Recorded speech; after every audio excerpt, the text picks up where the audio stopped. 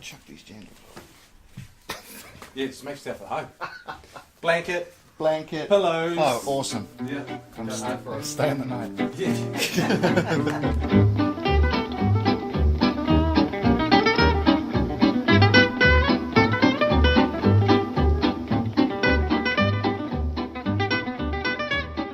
What's this about you getting thrown out of a plane? Yeah, actually, I only just found out about that like a day or two ago. When's it happening? Because I think by the time this comes out, it'll probably have happened. It's probably a little while off, a month or two by the sounds of things. Oh, okay. So it might be sort of the timing might work out. I think I need to do some medical tests first before I judge whether it is a good idea to jump out of a plane or not. Yeah. There's a couple of things that obviously I'm getting roped into from a guy I work with that wants to do some crazy things with me, which, hey, yeah, great, 35 years of age, that's exactly what I want to do right now. Get thrown out of a plane. Yes. Yeah. Why not?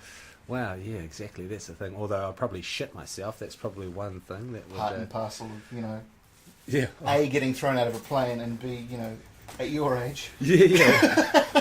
Well, the funny thing is that I've had an extreme fear of heights ever since I was a little kid. Really? Yeah, extreme. Wow. Extreme. But I actually love... It actually kind of goes back to school when I went to a camp for...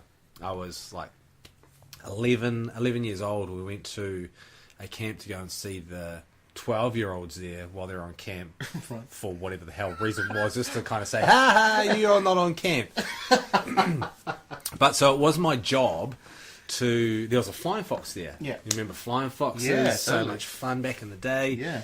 So there was a flying fox, and it was probably, I don't know, 100-meter, kind of circuit, and it was from like a huge hill over a river down to the bottom of some trees. Yeah. And so being the young kind of kid there, 11 years old, one of the 12-year-old Form 2 students said, you got to bring the flying fox back up. So basically you carry it, like it's attached to a big rope. Yeah. You slug it all the way back up to the top, and then you may get a chance to ride on the flying fox. If you're Probably lucky. not, though. Yeah.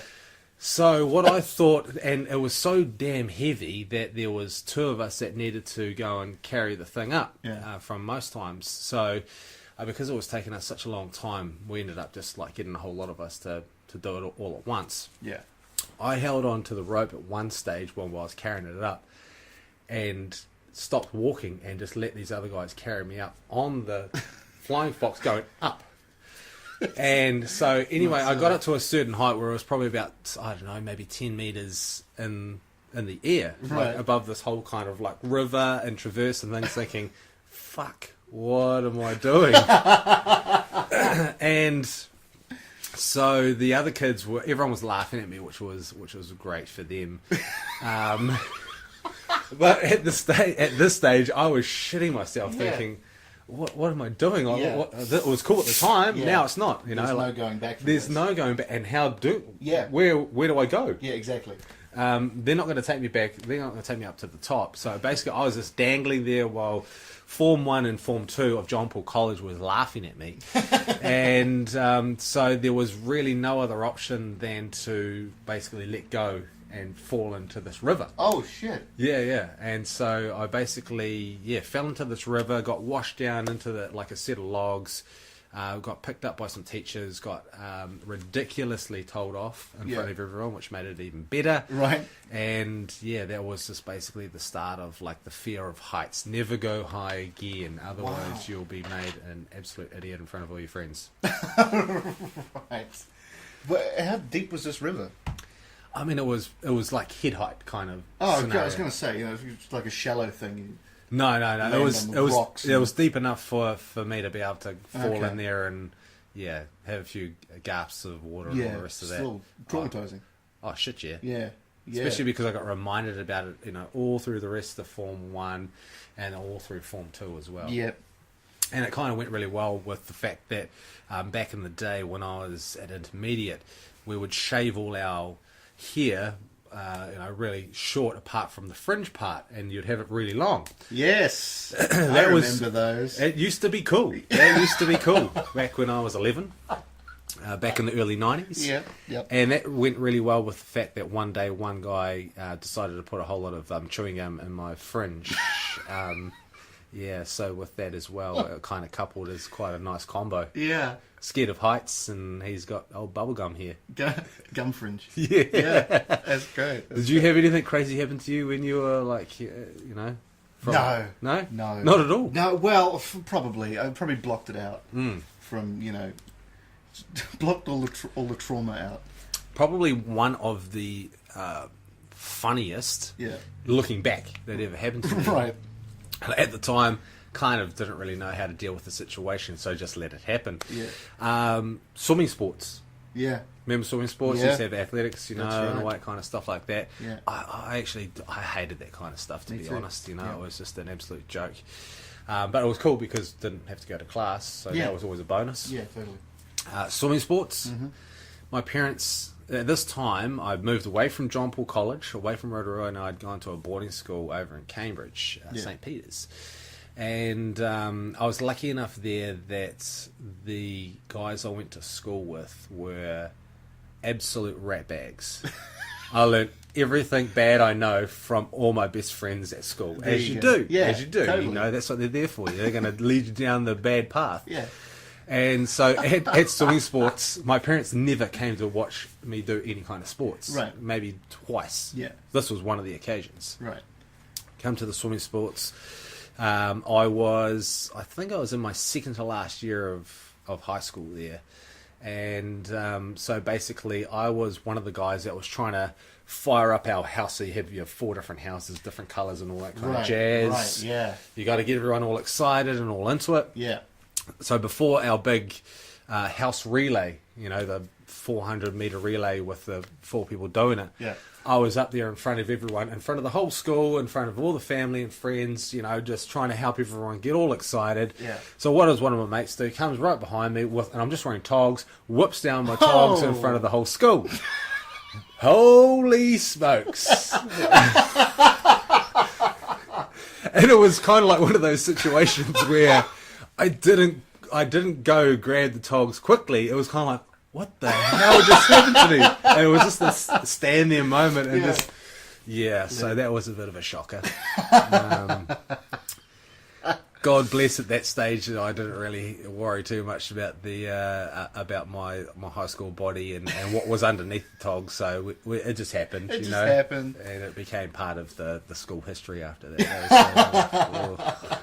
But yeah, so that was the second occasion that my parents had come to a sports event. That was great.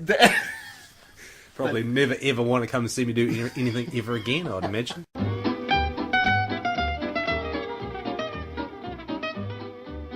So were you born in Rotorua? Yes, I was. Yeah. Yeah. It was such a weird place to grow up. Where I grew up was very close to what you would classify if LA was in Rotorua. The hood of LA is where I would have been very close to, and it's kind of funny being like a kid like myself where I was. So I had to bike from to primary school or to intermediate through the Bronx, the hood, Right. and it was like every second, third day I'd get chased because 1, I had a bike, 2, because I had shoes. It was like. It was, Right. Yeah. Yeah. It was pretty crazy, Precious commodities. Yeah. Yeah. And it was pretty cool though because like every day after school, through my primary school years and intermediate years there, I would go around to my best friend at the time, his place after school. Yeah.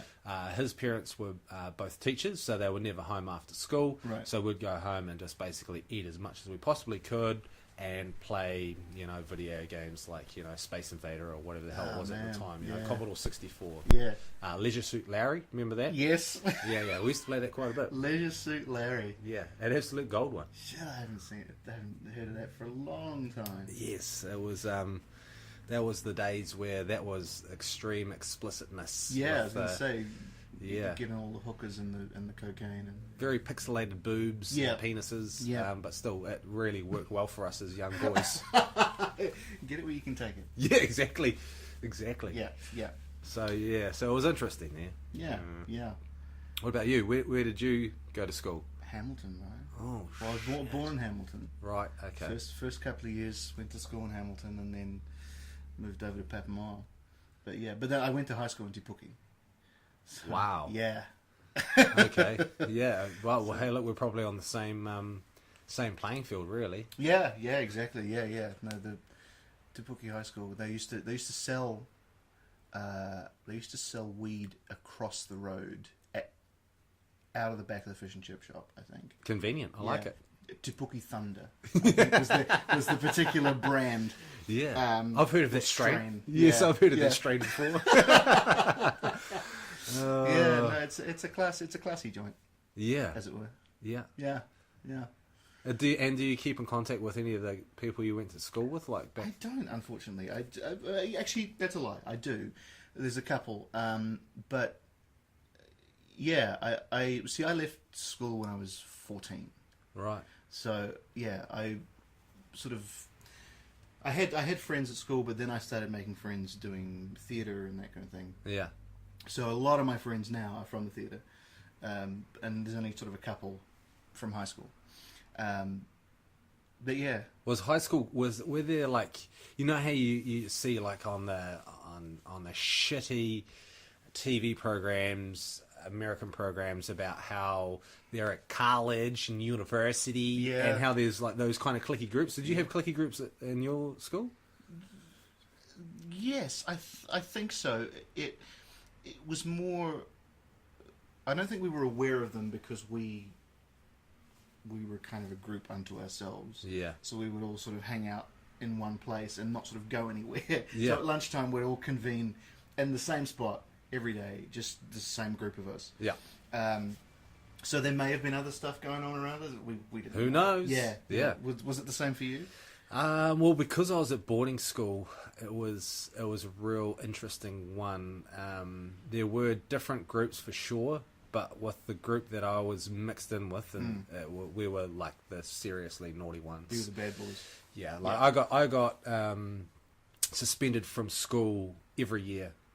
Right. Yeah. And so it kind of got to the stage in my final years where there was a good group of, let's say, I don't know, 6 to 8 of us. Right. We weren't allowed to sit next to each other in assemblies. Yeah. We weren't allowed to sit next to each other in the dining hall because we had all our meals all provided and stuff for us. I also, side fact, is from sixth form on, because I went to school in Cambridge, the only place where you could actually go and get something that for takeaways, if you wanted to, was KFC. KFC was the only place in Cambridge where you'd go. Really? Yeah. And so that was like a real big novelty for us. Is that on like a, on a Sunday, it's just like, okay, whoever's got a car can go shoot off and go get like us all some KFC and we'll just eat the shit out of it. Yeah. So it kind of got to my sixth form years that I was banned from eating KFC on Sundays for the pure fact that KFC, every time I eat it, I just get uncontrollable flatulence. And so, like, ridiculous. Like, just out of control. Like, someone's put a trumpet up there. Like,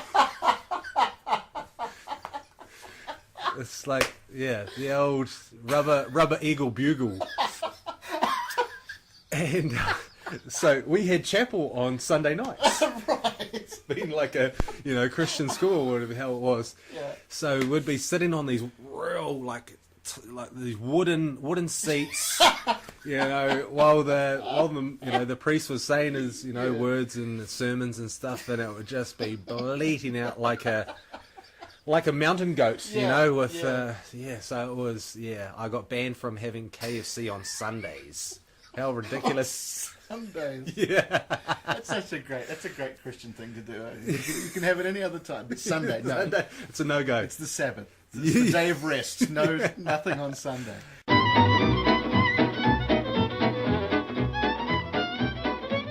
Were you raised Christian? No, oh, well, yes and no. Or was it just a coincidence that this boarding school was?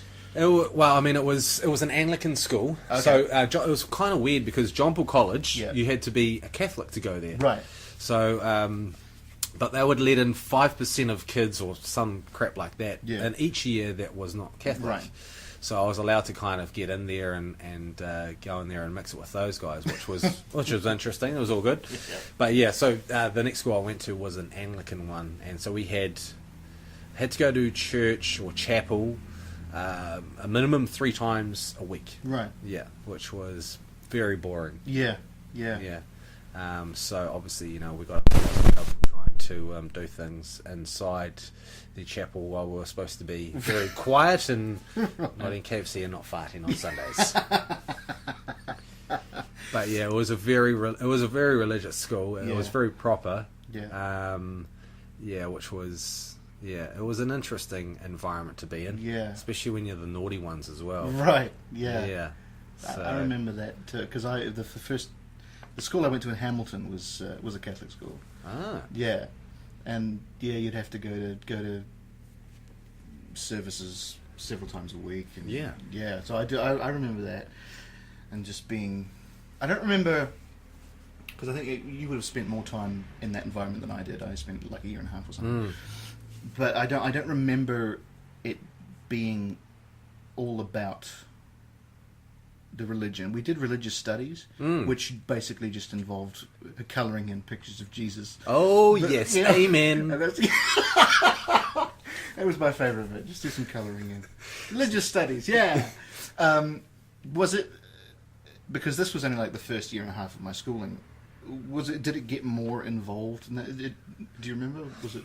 Well, it kind of as you went on. It kind of did. Yeah. Simply because the reverend that was there, or the minister or whatever the hell he was, he was the coach of most of all the sports teams as well, and he tried to be our buddy, some kind of thing. So it was like an undercover religious detective kind of thing. It was crazy, So it just kind of got to the stage where a lot of us just decided that hey, look, it's not really for us, so don't kind of push it upon us. Yeah. But the funniest thing out of all that whole situation moving forward is that when I went to live over in the UK for a couple of years, to go over there and do sports coaching of all bloody things, I found myself very attracted, and this is in a school. So this is in a private school over in the UK. A very it was a very strange environment for me to jump into because I was a young boy. I was 20 years of age. I was going over there to train to be a teacher, going over there to play some sport, coach some sport as well. And so I turned up to this place and I'd heard all about it. And basically it was a place for the richest of the richest in Europe that couldn't get into the super posh schools because they just were they just weren't that way inclined that they wanted to get dressed in uniforms. Right. It was ridiculous. There was a pub in the school for the teachers. There was a pub in the school for the students. I shit you not. It was like so out of control. It was a whole different world for me. But the funny thing is that one of the other girls that was a teacher there, she was an Irish girl, and she was a teacher of religious studies, and she was smoking hot. Right. So my angle was to go and help her out in the church, and see if I could crack that nut. So it was ridiculous. So for a good 4 months, I would go into the religious studies things, talk about bloody religious music of all things, to try and impress her. I even went on like one of their Christian camps. It was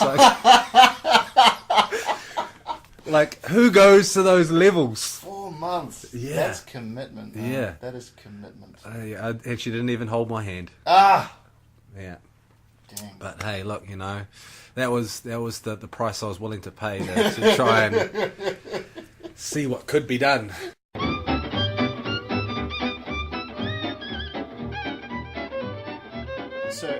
So backing up. Yep.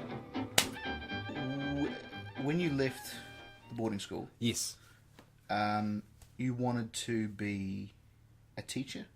Well, no, I didn't. I actually, it was just an opportunity that came about from a random situation. Right. So basically, I went to, went to school in Cambridge, then moved to Hamilton, was doing some study there. So I was studying a diploma in marketing and advertising of all things. Okay. Basically, just turning up and getting ready for O Week, Right. and drinking every night. Basically, was pretty much the scenario there for a wee while. Because I was playing sport, I had an official come up to me and say, "Hey, look, I'm an old boy of the school over in a place called Blandford, of all places." Okay. So Blandford is in Dorset, which is south, basically southwest of England. England, right. Yeah, and so I was just like, okay, whatever. He's like, well, I need someone to go over there to help out with some coaching of some cricket, and maybe start learning how to be a teacher or be a teacher aide over there. Okay. And I was just like, yeah, man, sounds cool. So basically, this was in the middle of December. Had an interview with this guy, formal interview with him. Then I had a phone interview with the assistant principal or headmaster over there on the phone for about half an hour. Got given the job. 4 days later, they said, "We need you to get your tickets. We want you over here by January the 8th or whatever the hell it was." So it was like real quick. So it was actually really funny because I'd only been to Australia before. Yeah. And I'd been to Australia a couple of times. So, I mean, I'd been on a plane, I'd experienced what it's like to do that. Sure. Jumping on the plane to go to England was, I just had no idea what the hell I was getting myself in for. It was just kind of, oh, sweet, let's just see what happens. Yeah. So I jump on the plane. Next to me is this relatively good-looking young lady. Right. And grandma. On my other side. Right. And so as the young chap I was, I was trying to converse with both of them and, see what they're up to. Yeah. Old grandma on my right, she had taken some sleeping pills. And so sweet, as she had told me that as well, which was cool. So we're just chatting away and I could see her nodding off, all good. So she nodded off and so I, put my headphones on and started watching, the in-flight movies. Yeah. All good. Yeah. Within a matter of an hour or so, Grandma had her head rested on my shoulder, natting away. And I mean, this went on for ages. Like it was like a good few hours. And the other bird on the next to me, like she was just loving it, cracking up. And after a couple of drinks of water, Coke, soft drinks, or whatever it was, I was ready to go to the toilet kind of thing. But I just couldn't. I felt too guilty waking up Grandma. Would you wake up Grandma? I couldn't tell you. Yeah, exactly. What do you do? I was like just a stunned possum in headlights. I didn't know what to do. Yeah. So anyway, I just left it, and it was hours and hours later. She woke up, eventually taking her head off my shoulder, and was like just extremely embarrassed of the whole situation, and just didn't know what to do. And we ended up talking afterwards, and she gave me her address, and she lived in Kent, and she said, look, hey, if you ever travel through here, give us a yell, and we can meet up for a cup of tea and I'll show you around or whatever. So I kept her address and stuff. I actually ended up catching up with her probably about 6 months down the track as well. Yeah, which was quite hard case. But cool. That was my experience of travelling overseas for the first time, and it was crazy because I remember when I got picked up from the airport. There's a guy holding the sign with my name, so I was like, okay, cool, all right, that's easy. Yeah. I had no idea where I was going to. I thought I was actually staying in London. Oh. So I arrived in Heathrow and I was thinking, sweet, okay, so it's like maybe a 20-minute drive to wherever the hell I'm going. Right. I'd never heard of Blandford, right. or anything like that at all, or Dorset. So I had no idea what the hell was going on. Didn't have enough time to research it. Yeah. And so the trip went for it took us about 2.5 hours to get to where we were. Right. And then that's where, wow, things changed. Big time in my world, that's for sure. In that place, that was like, whoo, unreal. Yeah. Like, from a young boy, teenager into an environment where there was, it was just a crazy place to be. I mean, there was Sting's kids went there. There was like royalty of like Russian royalty and things that all went there as well. Like it was just like these crazy kind of like I don't know, like kids of super famous people. Yeah, and they were really fucking rich. yeah. They would have bodyguards that would drop them off to school. Children of extreme privilege. Yeah, and so they treated us like we were just dickheads, basically. Like, you know, like whatever they wanted, they got.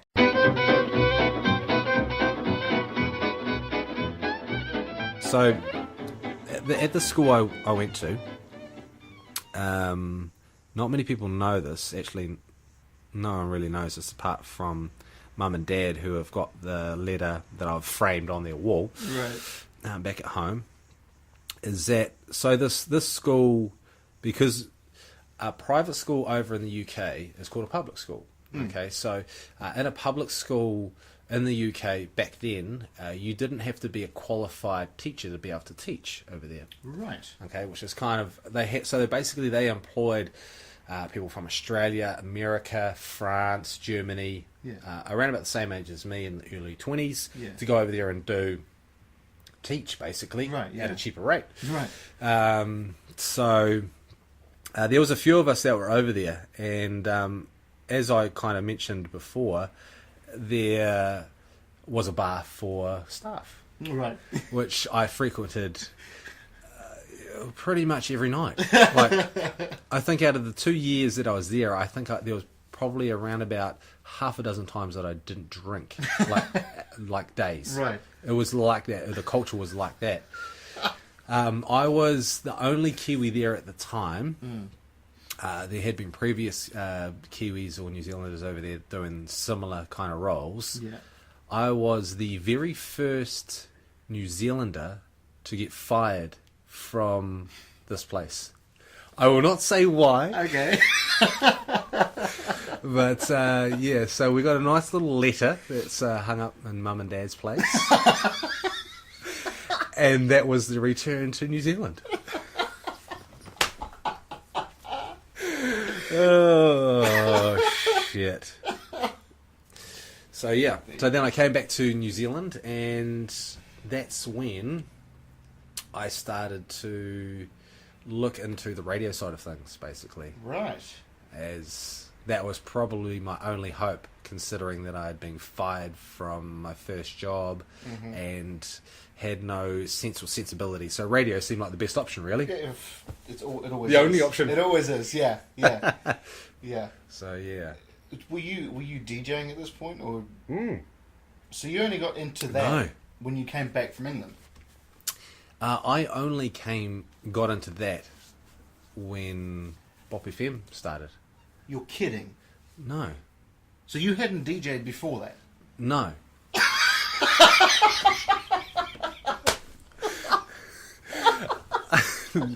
That's great. Yeah, I always wanted to do it. It was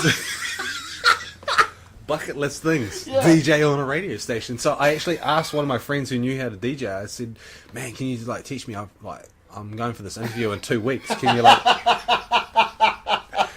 That's actually how it went. Yeah, pretty much. Yeah. So yeah, I didn't know that. Yeah, I had no idea what the hell I was doing.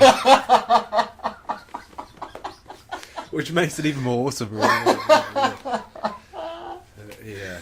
That's fantastic. What about you? When you left school, so obviously you were kind of doing more of the theatre side of things. Yeah, I did. Did you do any formal training with that, or? No. I went to we go to drama classes on a weekly basis and that kind of thing when you're in your early teens or whatever. Is that a weird situation though? Because I've found that a number of theatrical people are very interesting people to work with and train with. Like they're very set in their ways. Some of them. Yeah, that's set in their ways is a good way of putting it.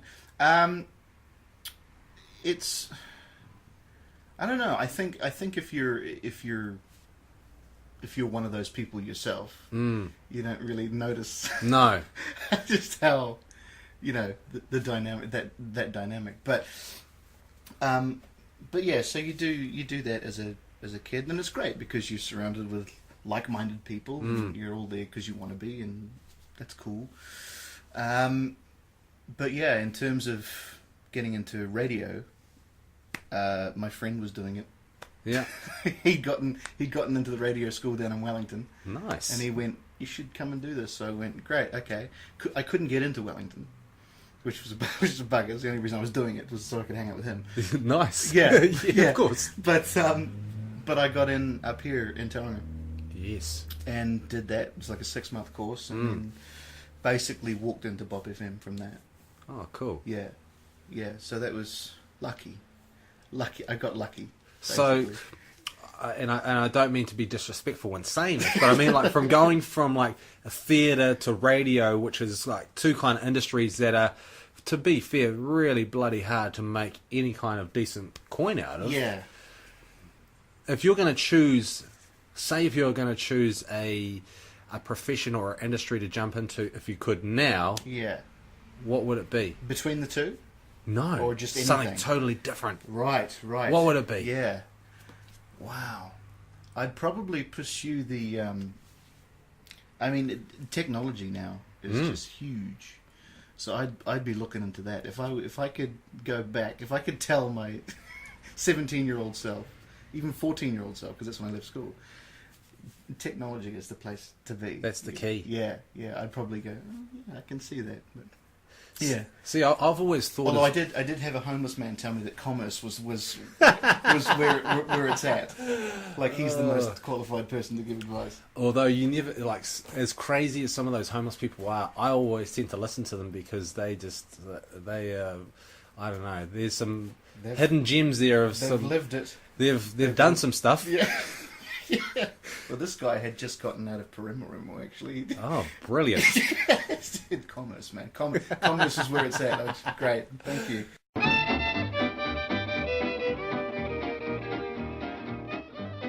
I think I'd probably like to go back to the past, though. I think it'd be safer there. I think probably if I went too far in the future, there would be no future anyway. It seems like these days people are just bloody wrecking shit all over the show. So Totally. Yeah. I would like to go back to an era that I hadn't experienced, i.e. the 70s. You know? Yeah.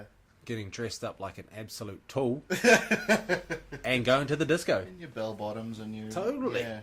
I mean, that would be me. Like, if I could have been in my, early adulthood in the 70s, I think that would have been me.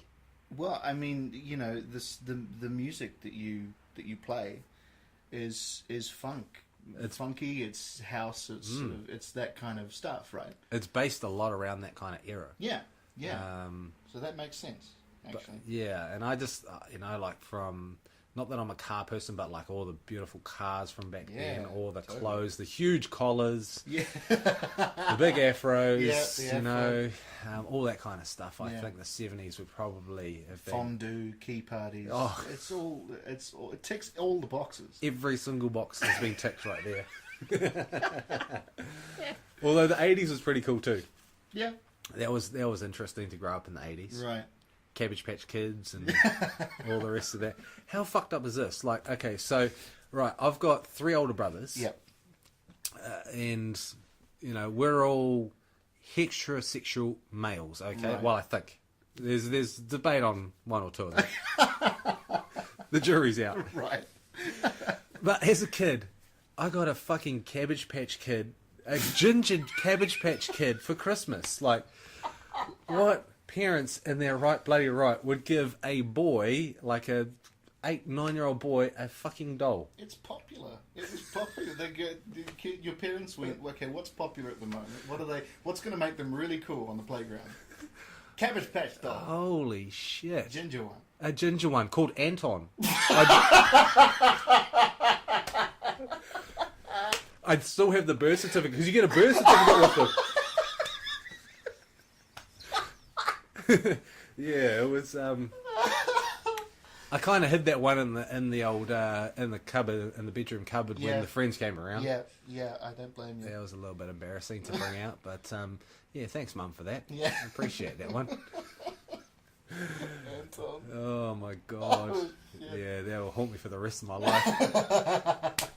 Although the crazy thing is I wish I'd keep that bloody doll now, because it'd probably be worth Probably is. Probably worth a mint. You still got the birth certificate too. Yeah, well, hey. All its original stuff. So you you weren't DJing when you started at Bop, or you started DJing when you started at Bop FM. Were you doing radio stuff before that? I was, yeah. So I was basically like a promotional bitch for a while there, for a few years. Yeah. So it was a real interesting, hard kind of graft in there, because that's what I wanted to do. I wanted to do something within the entertainment side of things. Yeah.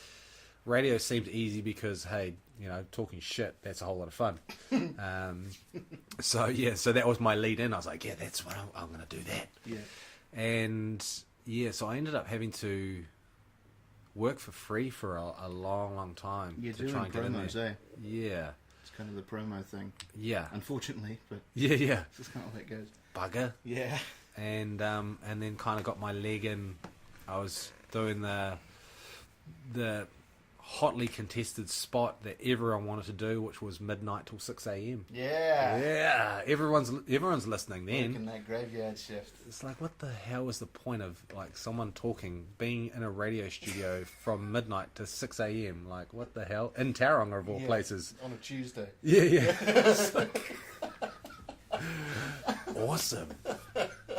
So yeah, I got paid in like muesli bars and shitty little cereal boxes of cereal and all the rest of that. So, and hot dogs from the barbecues that I had to cook as well. So Okay, So it wasn't all bad. Yeah. So that's where it all kind of started. Yeah. And then I think I was there for like 4 years. So I did 4 years. Yeah. With that particular radio station, and this was here in Tauranga? This was here in Tauranga. Yeah. Right. And then made the move across to what was the Bop FM, which was an experience. What a time! Yeah. What a time that was. Another eye-opening experience, wasn't it though? For all of us, I think. Yeah. Yeah. I often remark about that time. Just how, because all of us were such big personalities, and they decided in their infinite wisdom to put us all in one room together to work, one sort of communal office, no cubicles or anything like that. And it's a wonder we got out of it alive, really. It was like a mental institution, Yeah. but a great one. Yeah, totally. I just could not believe, that there was those kind of personalities together in that environment. I had no idea what the fuck I was doing, like and everyone was just kind of doing what they thought was best, and that was really interesting. We had we had a vision, kind of, but it was like we were all just kind of walking backwards towards the vision. It was just like, okay, yeah, this is cool. All right, let's see what happens. Yeah.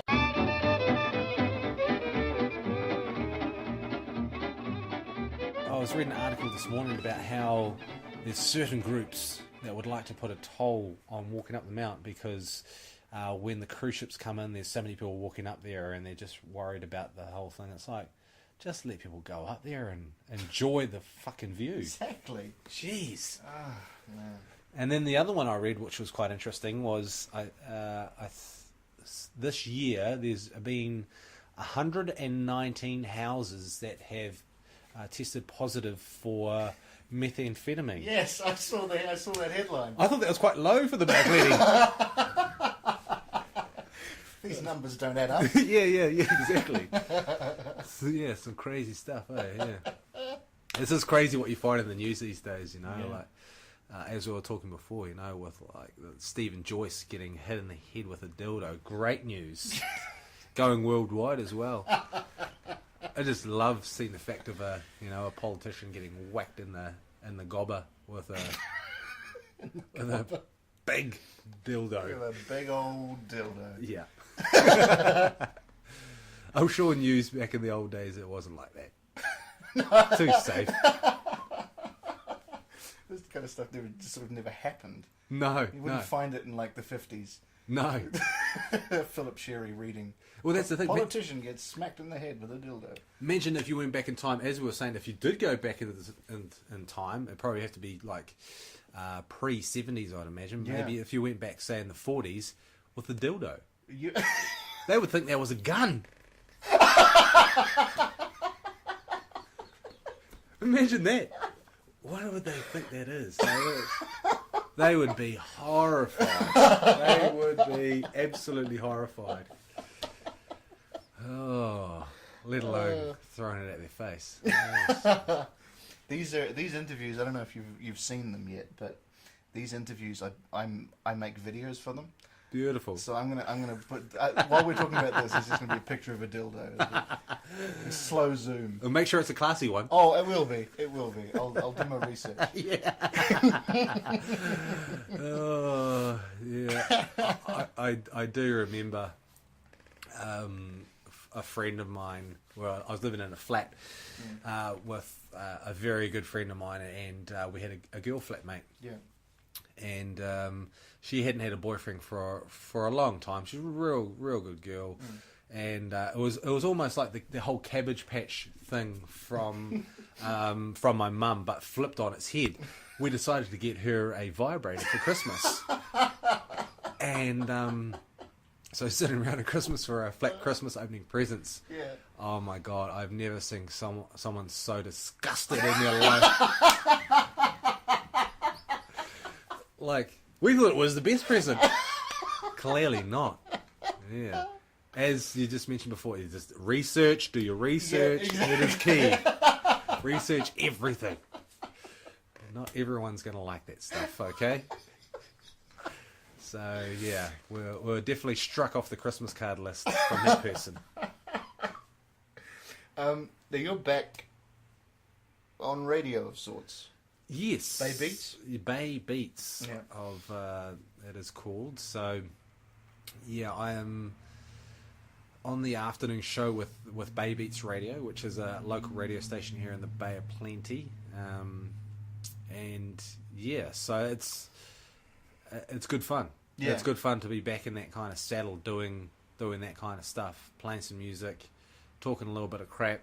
Yeah. And yeah, having a bit of fun, because yeah, once you've had a taste for that kind of stuff, you always, it's always there. You want to go back. Yeah, yeah. So you're you're doing drive, yeah? 4 to 6? 4 to 6. Yeah. Crikey. So yeah, I'm given 2 hours on air, which is probably 1 hour too much. Yeah. So yeah, Monday to Friday, which is cool. So I'm enjoying it. I program all the music myself, which is kind of a little bit of a head case. So it's Right.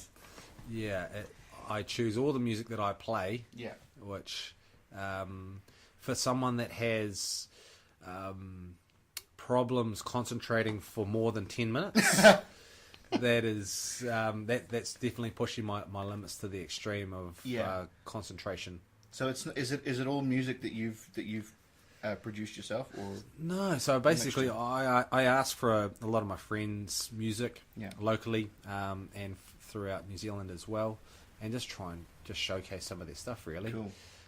So that's what I kind of get the most satisfaction out of. Like, it's not about me at all. It's more about kind of just saying, hey, look, listen to old mate's bloody song about getting a vibrator for Christmas. It's going to be a hit one day. I'm sure of it. So that's pretty much my extent of my entertainment side of things at the moment, which is really cool. I would like to. I've actually been doing recording some videos, clean videos, over. Just make that. I just needed to throw that one in there just in case from all the other chit chat lately of summer. Right. So I've been doing some music gigs and been lucky enough to be involved with some interesting things that have happened throughout the Bay of Plenty over summer. Mm-hmm. So I went and bought myself a GoPro, right, and tried to film as much as I possibly could without looking like a spastic and holding the camera around the wrong way. Over summer. Yeah. So that kind of stuff interests me now as well. Yeah. The whole kind of video, digital side of things. Yeah. As just another way to express, I guess. Yeah. Although, I have been told on a number of occasions that I look tremendously scary in photos and videos. So, yeah. Maybe I just stick to radio. You're embracing social media, man. That's what it is. You're getting out there and doing it. Doing the whole thing. Because I would love to do, like, acting stuff if I could. Really? Yeah. I did... I'll make a note of that. Yeah.